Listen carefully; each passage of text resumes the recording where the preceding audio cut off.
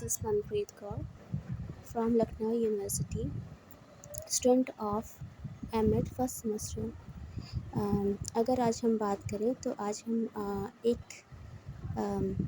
Research proposal की बात करेंगे जो कि हमारे एमएड में रिसर्च में सबसे पहला स्टेप है रिसर्च प्रपोज़ल, जिसमें कि हम एक प्रपोज़ल मतलब प्रस्ताव रखते हैं कि हम किस समस्या किस टॉपिक पे रिसर्च करेंगे।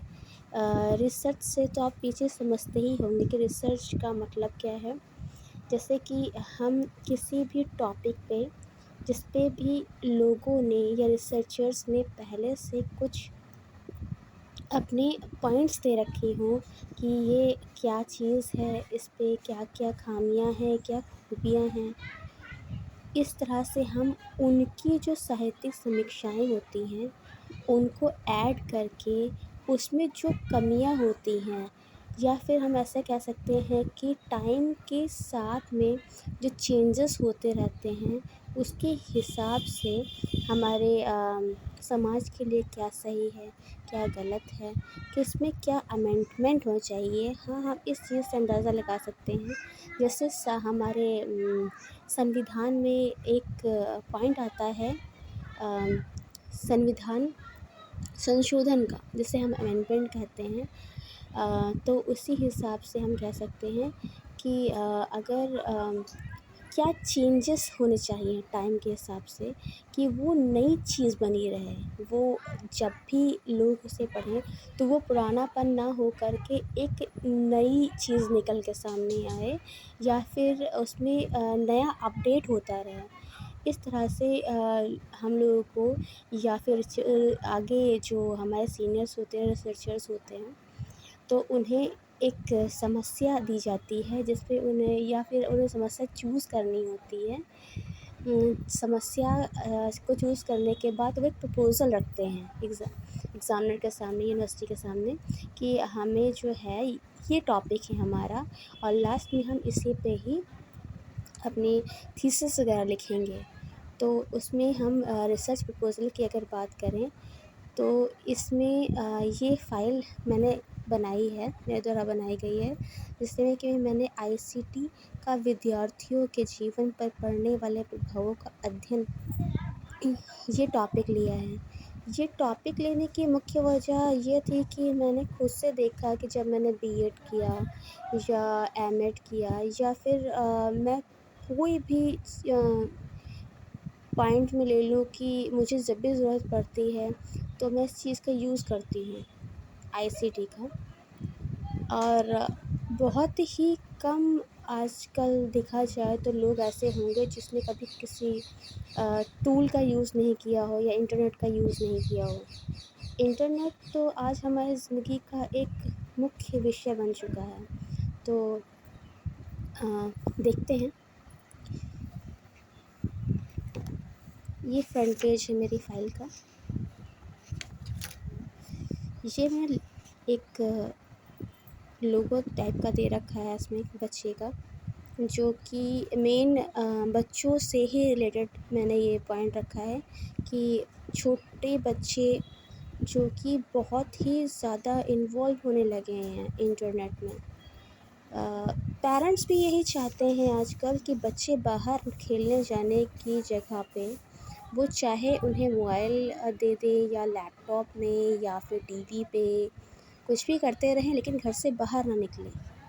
तो इन सब चीज़ों पे मैंने ध्यान केंद्रित किया है। ये हमारे पॉइंट्स हैं कुछ विशेष सूची, जिसमें शोध या रिसर्च के शीर्षक, रिसर्च की परिचय, शोध का परिचय क्या है, पृष्ठभूमि, समस्या कथन, शोध का उद्देश्य क्या था, इसके प्रश्न या परिकल्पनाएं क्या हैं, संबंधित साहित्य की समीक्षा, शोध का महत्व, क्षेत्र व सीमाएं, शोध की पद्धति हमने क्या रखी है, जैसे हमने कुछ क्वेश्चन आंसर रखे हैं कुछ नीट।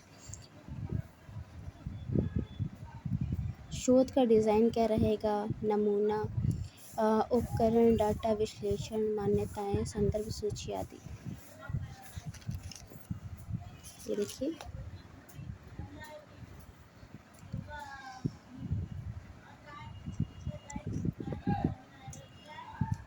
आईसीटी का विद्यार्थियों के जीवन पर पड़ने वाले प्रभावों का अध्ययन। इससे पहले मैंने शोध के बारे में बताया कि शोध प्रस्ताव होता क्या है। तो शोध प्रस्ताव एक दस्तावेज है जो एक लिखित विवरण होता है। यह एक निश्चित विषय के बारे में अनुसंधान या जांच करता है।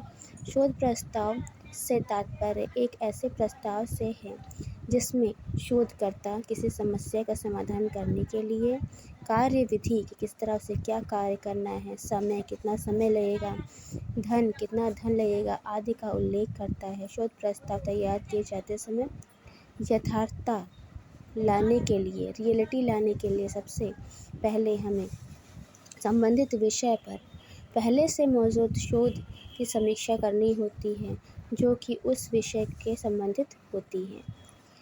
अब शोध का शीर्षक हमारा दे रखा है, शोध का परिचय क्या है ये। आज के इस तेज़ी से भागती हुई दुनिया में ICT, smartphone, internet, social media ने लगभग सभी क्षेत्रों समाज, शिक्षा, चिकित्सा, वाणिज्य, व्यापार जगत को बहुत अधिक प्रभावित किया है। शिक्षा के क्षेत्र में यह विशेष रूप से प्रभावकारी सिद्ध हुआ है। लेकिन अगर हम इसकी बात करें तो मैंने इसमें केवल एक ही पॉइंट को या इसकी अच्छाइयों को नहीं लिया है, मैंने इसके नुकसानों को ही बताया है। इसमें कि हम आगे देखेंगे।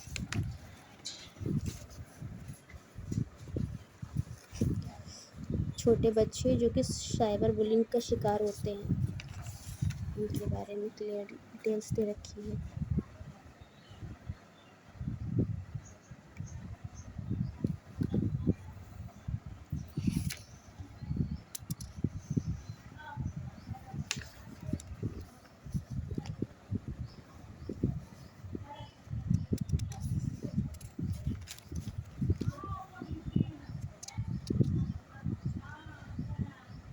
शोध मैंने क्यों किया है, इसका उद्देश्य दे रखा है कि इस शोध का मुख्य उद्देश्य बालक में तथा उसके अभिभावकों तथा शिक्षकों में आईसीटी के दोनों पक्षों के बारे में जानकारी देना है, जिससे कि वे अपने बालकों के भविष्य के बारे में सोच सकें। मिसप्रिंट हुआ है यहाँ पे। तथा तकनीकी विकास के साथ साथ सामाजिक, नैतिक, आध्यात्मिक तथा चारित्रिक विकास के प्रति भी सजग रहें। आईसीटी के अत्यधिक इस्तेमाल के कारण बालकों के मानसिक स्वास्थ्य, उनके व्यक्तिगत जीवन पर बहुत असर पड़ा है। डाटा और स्क्रीन टाइम आदि पर प्रभाव को कम करना बहुत ज़रूरी है। आईसीटी अत्यधिक शिक्षण के बालकों के विकास के नकारात्मक और सकारात्मक दोनों पहलुओं को जानना बहुत ज़रूरी है। आईसीटी द्वारा बालकों को दी जाने वाली डिजिटल सुविधाएं, उपकरणों की सुविधाओं के साथ साथ सामाजिक योग्यता और चारित्रिक विकास, नैतिक विकास पर भी ध्यान केंद्रित करना चाहिए। संबंधित साहित्य की समीक्षाएं।